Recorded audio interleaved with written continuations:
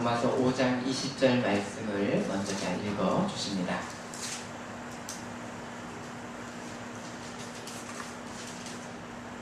율법이 행하는 것은 죄가 더하게 하려 한다. 그러나 죄가 더하는 것에 우리가 더욱은 전하니.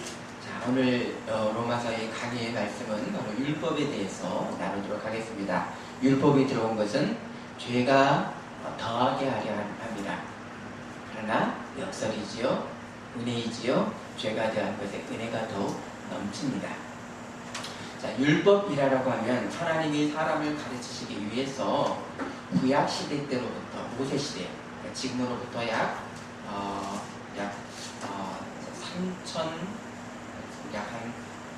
3,500년 전, 약 4,000년 전, 이 구약 시대 때로부터 주어진 이 생활의 규범이 율법입니다. 자, 그럼 이 인류 역사 가운데, 인간의 역사 가운데서 성문화된, 그러니까 법이 글자로, 율법이 문자로 기록된 이 하나님의 말씀인, 성문화된 하나님의 말씀인 율법을 받은 유일한 민족은 누굽니까? 바로 이스라엘입니다. 하나님의 말씀을 이 성문화된 말씀으로 받은 민족은 이스라엘입니다. 이렇게 이 구약시대는 율법을 받은 선민과 율법이 없는 이방인으로 구분을 했습니다. 자, 지금은요, 예수님이 오신 이후는 어떤 시대라 그럽니까? 말세 시대지요. 종말을 우리는 이미 바라보고 있습니다. 지금은 예수님 안에서 모든 율법이 완성됐습니다. 그래서 이 은총, 예수님의 은혜 아래, 율법에 완성하신 예수님의 은혜 아래 사는 성도들을 가리켜, 성도들은 그리스도의 법 아래, 새 법 아래 살고 우리가 있습니다. 그러면 이런 이 새 시대의 이 생명의 법은 옛 구약의 법과 어떤 관계가 지금 있는가? 우리는 어떻게 구약의 법과 관계하고 있는가를 우리는 헤아려 봐야 하겠습니다. 예수님의 말씀이 마태복음 5장 17절에 내가 율법이나 선지자를 폐하러 온 줄로 생각하지 말라. 폐하러 온 것이 아니라 뭐하러 오셨습니까? 율법을 완전하게 하려 오셨습니다.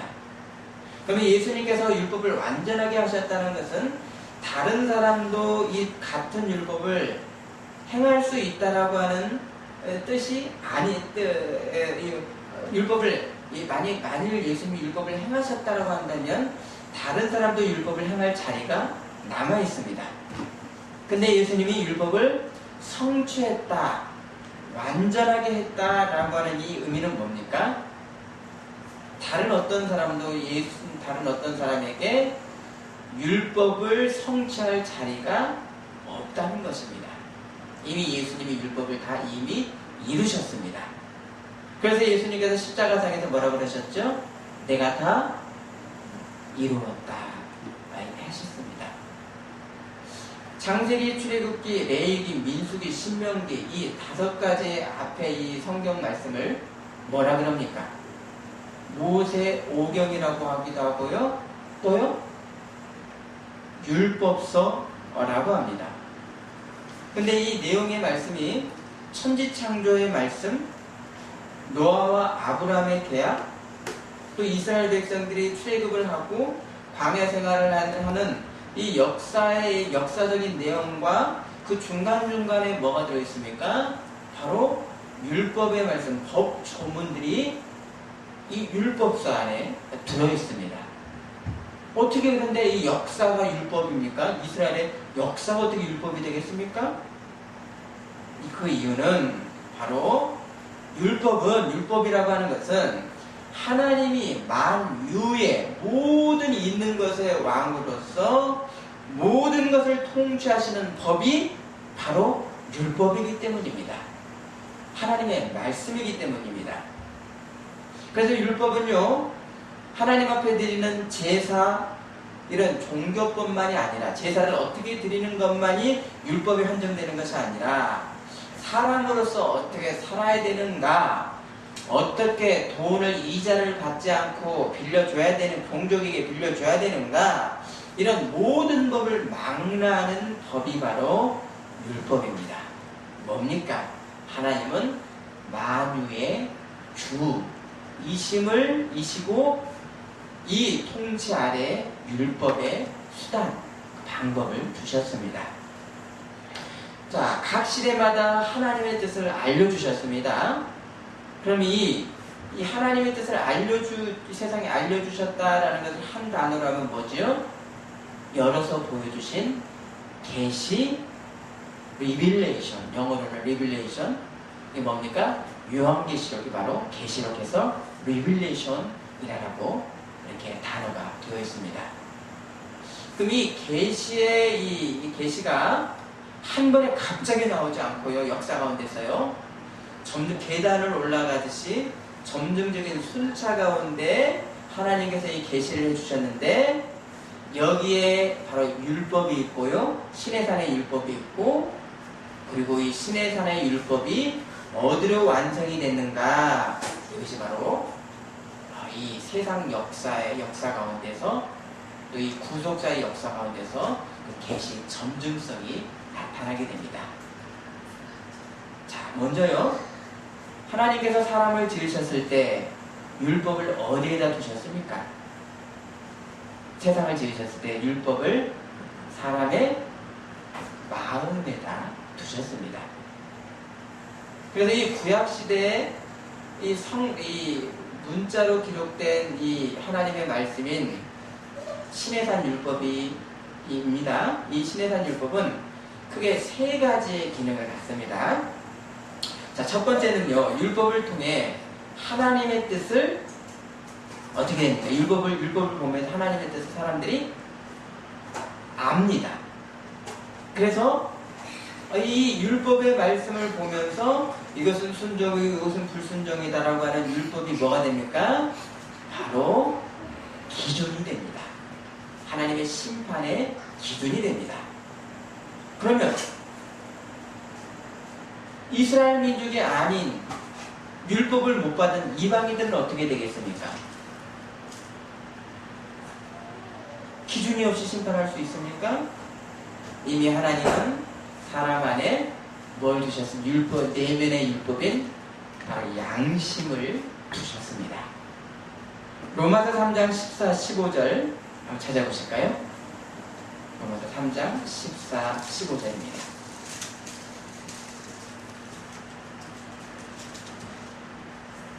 읽어주십니다. 로마서 3장, 잠시만요.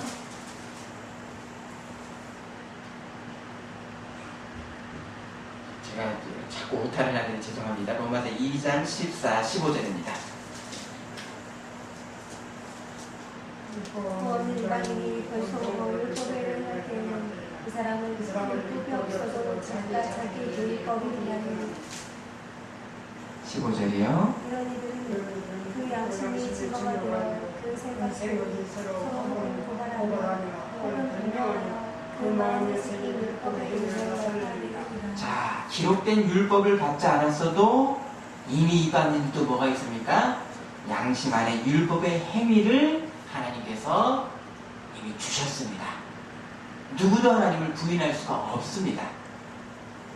이렇게 유대인도 이방인도 모든 사람이 필히 서야만 되는 하나님의 심판의 기준이 뭡니까? 바로 율법이라고 하는 기준 아래 모든 사람이 서게 됩니다. 이것이 율법의 첫 번의 기능입니다. 로마서 2장 12절, 물은 율법 없이 범죄한 자는 또한 율법 없이 망하고, 기록된 율법이 없이 한 사람도 양심의 율법 때문에 망하고, 물은 율법이 있고 범죄하는 자는 기록된 율법으로 말미암아 심판을 받으리라. 이렇게 율법은 거울처럼 우리를 객관적으로 비춰주는 바로 기준입니다. 그런데 이 선한 율법이 선하지요? 율법은 선합니다. 객관적으로 비춰주기 때문에. 근데 이 율법이 내는 결과는 도대체 무엇인가? 바로 죄에 대한 정죄입니다. 로마서 3장 20절 그러므로 율법의 행위로 그의 앞에 의롭다 하심을 받을 육체가 없나니 율법으로는 죄를 깨달음이니라. 아담이 하나님이 새겨주신 이 내면의 율법에 온전히 순종을 했다고 했으면 아담은 어떻게 됐습니까? 영생을 얻을 수 있었을 것입니다. 곧 뭡니까? 이 누구라도 지금 누구라도 사람이 율법에 온전히 내면의 율법에 순종을 하면 의를 얻고 영생에 이릅니다. 로마서 10장 5절에 율법으로 말미암는 의를 행하는 사람은 그 의로 살리라. 율법은 이렇게 하나님의 의를 얻을 수 있는 길을 주셨습니다. 이렇게 이미 창조 때부터 사람의 본성 가운데 하나님의 뜻을 내면에 알려주셨습니다. 그런데 여기서 멈추지 않으셨습니다. 하나님은 그 다음에는 또 어떤 율법을 주셨죠? 내면의 율법을 이미 주셨는데 모세 시대에 시내산에서 하나님의 뜻을 다시 시내산에서 선포해 주셨습니다. 자, 이때 율법은 어떤 형태입니까? 사람이 귀로 들을 수 있고 문자로 읽을 수 있는 바로 성문화된 율법으로 주셨습니다. 자, 율법이 형식이 둘입니다. 내면의 율법, 바로 내면의 그리고 외적으로 문자의 율법입니다. 그러면 질문합니다. 이미 사람의 본성에다가 하나님의 뜻을 알게 하셨는데 왜 또 시내산에서 외적인 율법을 왜 또 주셨습니까? 헤아려 보십시오. 이미 율법이 있습니다. 받았습니다. 내면에 압니다. 근데 왜 또 시내산에서는 기록된 율법을 주셨습니까? 자, 로마서 5장 20절 오늘 본문이죠. 잘 읽어주십니다. 율법이 들어오는 것은 죄를 더하게 하나니라. 그러나 죄가 더하고 의가 더욱 넘쳐나니 율법이 들어온 것은 뭐 하려고요? 범죄를 더하게 하려 함이라. 자, 하나님은 아담과 아브라함에게 과 같은 이 믿음의 조상들에게 구원하실 것이 이 세상을 구원하실 거라고 하는 언약을 하셨습니다. 언약하셨습니다. 근데 여기에 하나님은 세상에 언약만을 주신 것이 아니라 이 언약에다 더 플러스를 해서 주신 것이 있는데요. 이게 뭡니까?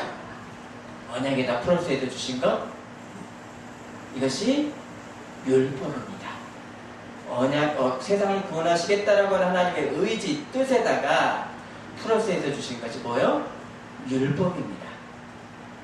이것이 아브라함의 언약 400년 뒤에 받았던 시내산의 율법입니다. 만일에요, 사람에게 죄가 없었더라면 이렇게 할 필요가 있습니까? 없습니까? 양심의 이 법대로 살기 때문에 외적인 율법이 필요가 없습니다.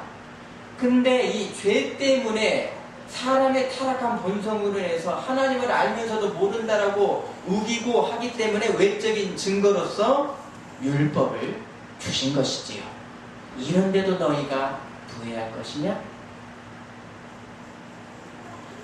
그래서 이 로마서 1장 21절, 자, 사람의 본성의 타락입니다. 자, 1장 21절 읽어주십니다. 1장 21절이요.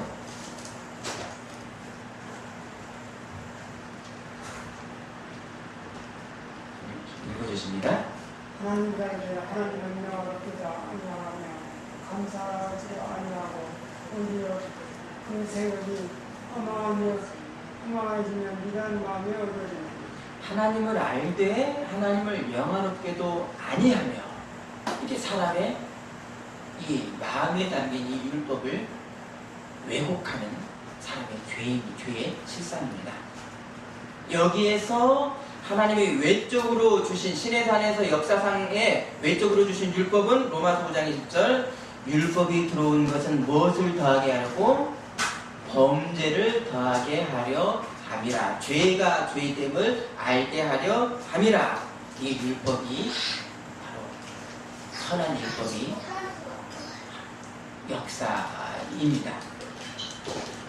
하물며 이 사도 바울과 같은 이 분도 그분의 고백이 내가 자체가 아무것도 깨닫지 못하나 이로 말미암아 의롭다 하심을 얻지 못하노라.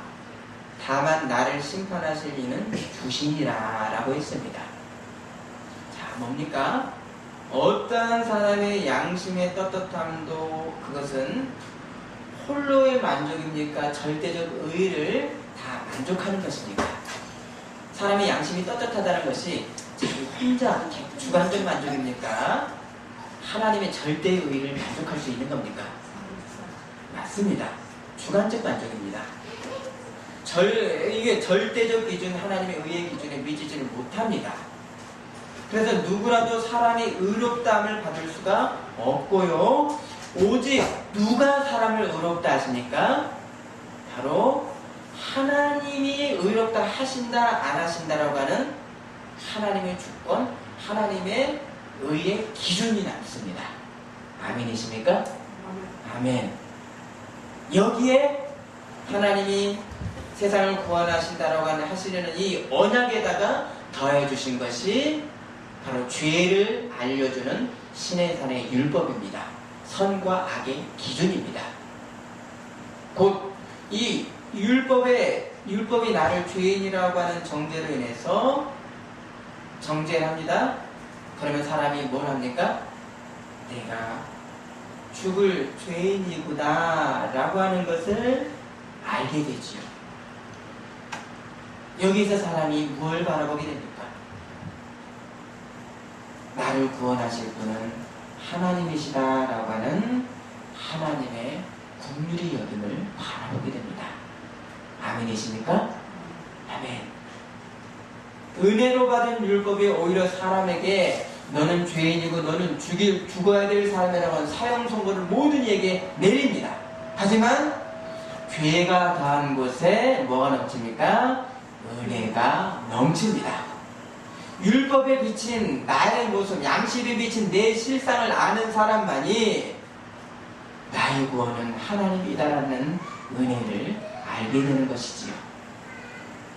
로마서 5장 20절 보십니다. 율법에 들어온 것은 범죄를 더하게 하려 함이라. 여기가 끝입니까? 그러나 죄가 더한 곳에는 은혜가 더욱 넘쳤나니. 자, 로마서 7장 7절 읽어주십니다. 그런데 우리가 무슨 말을 하며 율법이 있으냐 그럴 수 없느니라. 율법으로 말미암지 않고는 내가 죄를 알지 못하였으니 율법이 함께하지 말라 하지 않을까라면 내가 평심을 알지 못하였습니다.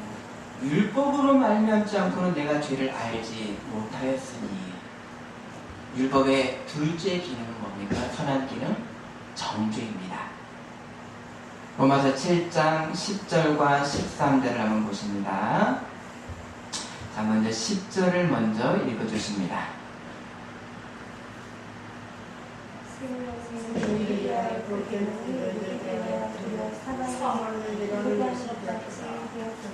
그런 13절 그런즉 선한 것이 내게 사망이 되었느냐? 그럴 수 없느니라.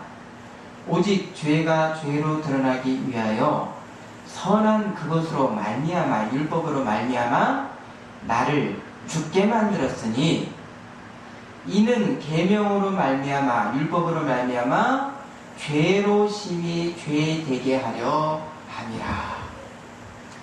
아니 율법으로 나를 죄인으로 완전히 낙담하게 만들고 죽음의 죄인으로 만들었는데 왜 율법이 선하다게 하는 거? 왜 선하다고 하시는 것인가? 바로 율법은 죄를 이렇게 중립적으로 비춰줄 뿐입니다. 우리의 양심도 민감할수록 나의 실상을 비춰줄 뿐입니다. 자, 성군 다윗도요, 밧세바를 범하고 우리아를 죽였을 때 어떤 상태였었습니까? 처음에는 양심도 밧세바의 다윗을 깨우치지 못했습니다. 그랬죠? 외적으로 기록된 율법으로도 다윗을 그 죄에서 구원하지를,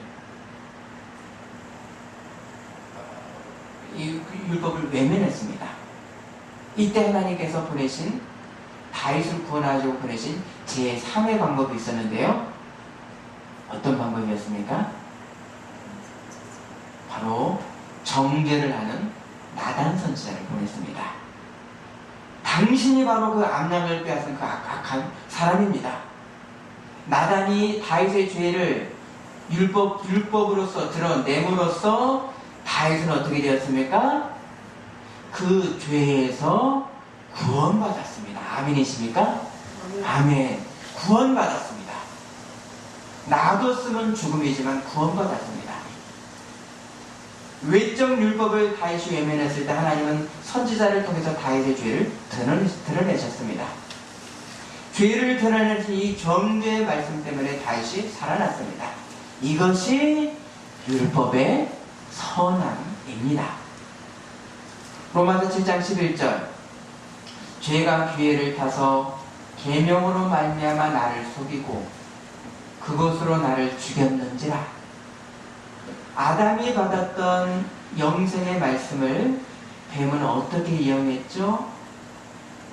네가 선악과를 먹지 말라고 하는 이 계명을 사단은 어떻게 이용했습니까? 사람을 속이는 말씀으로 이용했습니다.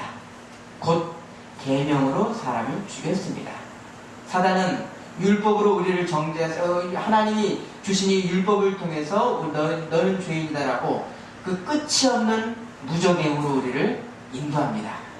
그러나 그 율법은 우리를, 사단은 우리를 지옥으로, 영죽음으로 인도하지만 이 하나님의 선하신 율법은, 율법의 원기능은 어디로 인도합니까? 바로 영생으로 우리를 인도하지요.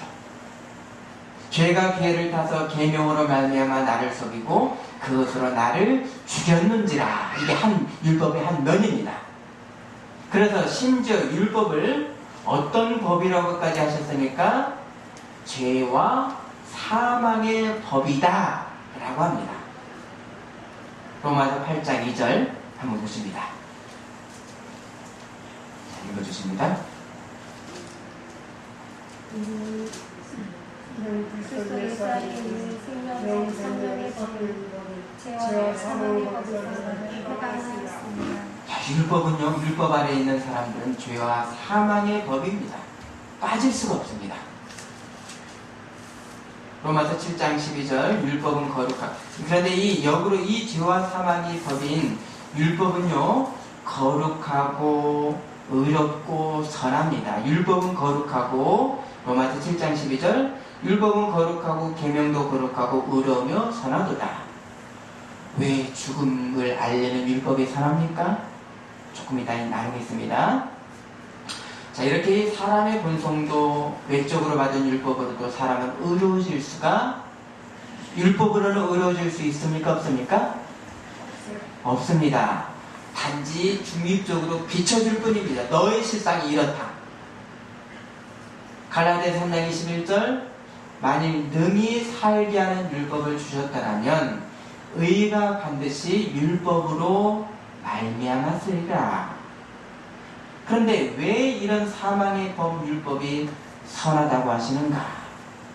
갈라디아서 3장 23, 25절 찾아보십니다. 갈라디아서 3장 23에서 25절입니다.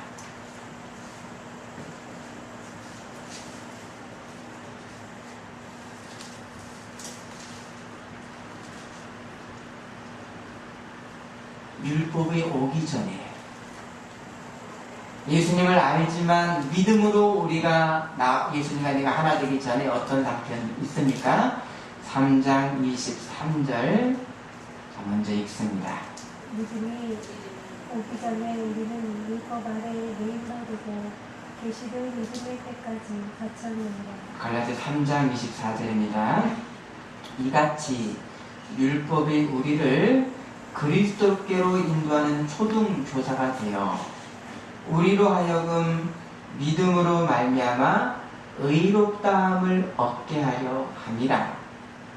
믿음이 온 후로는 우리가 초등교사가 누굽니까? 율법 아래 있지 아니하도다. 자, 사단은 율법을 통해서 우리는 끝이 없는 무적의 힘으로 우리를 인지가 있다고 속입니다. 근데 하나님의 이 선한 율법의 원이치는 우리를 어디로 인도합니까? 바로 그리스도를 믿음으로 말미암는 영생으로 인도하십니다. 로마서 7장 24, 25절 오라 나는 곤고한 사람이로다. 이 사망의 몸에서 누가 나를 건져내랴. 이게 율법이 우리에게 알려준 실상입니다. 우리는 죽음입니다. 그러나 선한 율법이 우리를 어디로 인도하십니까? 우리 주 예수 그리스도로 말미암아 하나님께 감사하리로다. 그런즉 내 자신이 마음으로는 하나님의 법을 육신으로는 죄의 법을 섬기노라. 믿음이 온 이후로는 우리가 과거의 죄의 기억에 대해서 곧 양심의 법 아래서 영원히 우리는 놓이지를 못합니다. 믿음이 온 이후로는 영원히 그 안에 우리가 갇혀있지 않습니다.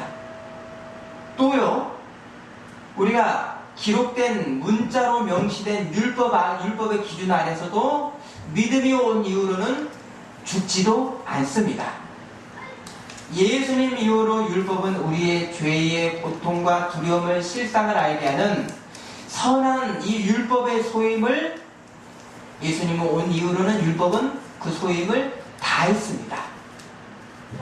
죽음에 떠는 이 죄인이 믿음으로 구원받는 길은 예수님을 보도록 율법이 인도를 해주셨습니다. 오라 곤고한 이 사망의 몸 누가 나를 건져내랴. 여기서의 끝이 아니라 우리 주 예수 그리스도로 말미암아 감사하리로다. 율법이 인도해 주셨습니다. 이것이 율법의 선과 거룩입니다. 하나님은 율법에 살리는 능력을 주시는 것이 아니라 살리는 길을 가르쳐 주시는 선한 사명을 주신 것이지요. 양심도 동일합니다. 여러분의 양심도 동일합니다. 로마서 1장 15절 그 양심이 증거가 되어 그 생각들이 서로 혹은 고발하며 혹은 변명하여 그 마음에 새긴 율법의 행위를 나타내느니라. 잘 보시면요, 율법이 마음속에 새겨졌다라고 하지를 않으시고요, 율법의 행위가 마음속에 새겨졌다라고 했습니다. 사람의 마음에 율법이 새로 새겨지는 것은 어떤 상태입니까? 사람의 마음에 율법이 새겨지는 것 어떤 상태죠? 마음의 율법이 마음판에 새겨지는 것은 성령으로 믿음으로 거듭나는 것, 의로워지는 것입니다. 반면에 양심의 율법의 행위가 새겨진 것은 마음의 율법이 그 기준을 주는 것 뿐입니다. 곧 모든 사람이 죽음에 위치인 것을 양심 안에서 자각합니다. 이 율법의 내적 활동입니다. 이 죽음의 두려움에서 이 죽음의 실상에서 우리가 보는 것은 영생의 은혜, 예수님의 사랑을 봅니다. 죄가 더한 것에 은혜가 더욱 넘치게 하였나니. 그래서 율법의 기준을 모르고 내 죄를 모르고는 무엇도 없습니까? 은혜도 없는 것입니다. 그러면 우리가 믿음으로 구원을 받았으니까 율법이 그 많은 죄를 지어도 됩니까? 이 부분이 있습니다. 여기에서 잘못된 해석이 바로 요즘 크게 집회를 여는 죄사함 거듭남의 비밀이라고 하는 이단의 모습들입니다. 어떤 삶의 모습에 대해서 우리가 이미 다 용서받았다라고 하는 잘못된 해석 이단입니다. 자, 로마서 6장 15절 보십니다. 로마서 6장 15절. 그런즉 어찌하여 우리가 법 안에 있지 않냐고 이 안에 있으니 죄를 지으니 그럴 수 없느니라. 자, 성경이 말씀하시는 율법이 이미 그 소임을 다했다, 율법이 폐기되었다 라고 하는 말씀은요, 어디에 하라는 말씀일까요? 한번 생각해 보십시오. 중요한 말씀이니까 질문 드립니다. 율법이 이미 다 소임을 다했다, 율법의 시대는 갔다, 어디에 하라는 말씀일까요?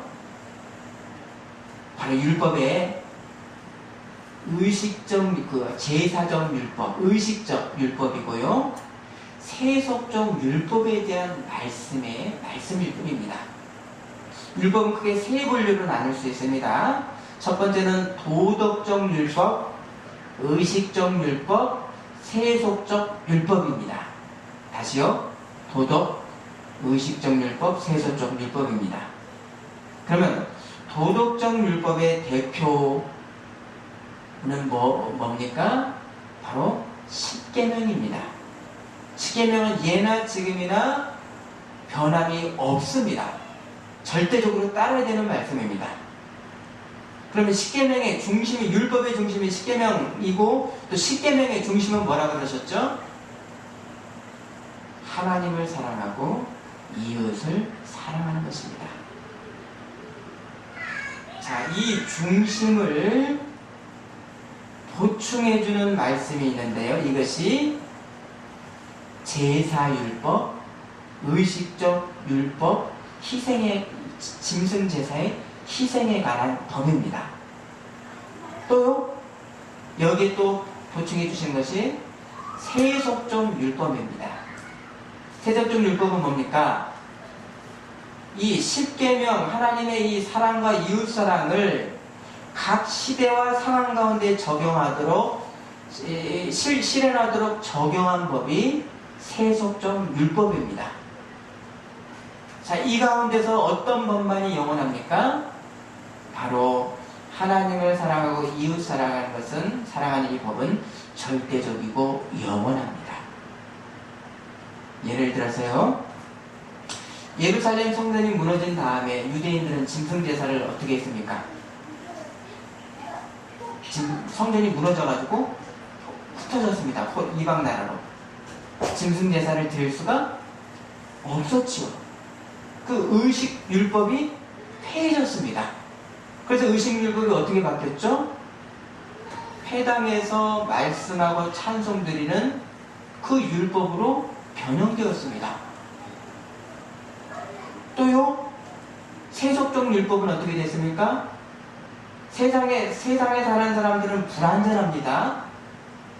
그래서 이 율법의 이 적용 또한도 불완전한 사람이 행할 수 있도록 그 상황마다 절충해주는 상황화가 필요합니다. 법의 어떤 상황화지요. 예컨대요, 태초에 하나님께서 내셨던 법이 있죠. 남녀가 한 몸의 법입니다. 그런데 사람의 약함 때문에 세속율법에서는 이혼을 하나님께서 허락을 해주셨지요. 그렇지요? 태초의 법은, 절대적 법은 이혼, 한 몸을 나눌 수가 없지만 사람의 약함으로 인해서 이혼을 허락하셨습니다. 그래서 예수님께서 하나님이 짝지어 주신 것을 사람이 나누지 못할지니라. 그런데 여기에 그럼 바리새인들은, 그럼 왜 모세는 이혼 증서를 써주고 갈라설 수 있다고 했습니까? 이에 세속율법을 말씀합니다. 모세가 너희 완악함 때문에 아내 거립을 허락하였거니와 본래는 그렇지 아니하니라. 이렇게 세속율법은 사람의 약함 때문에 하나님이 허용해 주신 것이지 하나님이 태초에 정하신 법은 아닌 것입니다. 그러면 우리가 율법이 폐기됐다고 하자면 율법의 폐기는 뭐 어떤 폐기입니까? 십계명 도덕의 율법은 영원히 폐기되지 않고요. 다만 의식적인 율법, 세속적 율법이 폐하여진 것입니다. 그러면 십계명의 중심이 뭐지요? 율법의 중심이 뭡니까? 마태복음 한번 찾아보십니다. 마태복음 22장 30절에서 40절입니다. 말씀을 마칩니다. 마태복음 22장 37과 37에서 40절 읽어주십니다. 예수께서 이르시되 내 마음을 다하고 목숨을 다하고 뜻을 다하고 주 내 하나님을 사랑하라 하셨으니 이것이 크고 첫째는 계명이다. 39절이요. 둘째 그와 같으니 내 이웃을 내 자신같이 사랑하라 하셨으니 이 두 계명이 율법과 선지자의 강령이니라. 이 두 계명이 온 율법과 선지자의 강령이니라. 율법을 이루러 오셨습니다. 예수님이 어떻게 해요? 세상의 통치자의 방식이 아니라 사랑으로 이루셨습니다. 하나님 사랑과 이웃 사랑, 이 사랑을 십자가로 보여주시고 이 온 율법의 사랑은 구약시대도 지금도 영원한 법입니다. 이 율법은 폐할 수 없는 법입니다. 오후 시간에 계속 나누도록 하겠습니다. 오후 예배에 말씀 나누겠습니다. 기도하겠습니다. 하나님, 이미 사람 마음 안에 율법의 행위를 하나님께서 알려주셨습니다. 그러나 사람이 약해서 외적인 시내산의 율법을 역사상에 주셨습니다. 하나님, 이 율법이 우리에게 은혜가 됩니다. 율법에 비추어 양심에 비추어 나는 죽을 죄인인 것뿐이 고백할 수 없는 이때에 우리는 예수님을 믿음으로 구원받는 이 은혜 가운데 들어왔습니다. 하나님, 이제는 이 예수님의 사랑, 온 율법의 완성을 우리가 알고 하나님을 사랑하고 이웃 사랑하는 진리 위에 충성하는 우리가 되게 하여 주옵소서. 예수님 이름으로 기도드립니다. 아멘.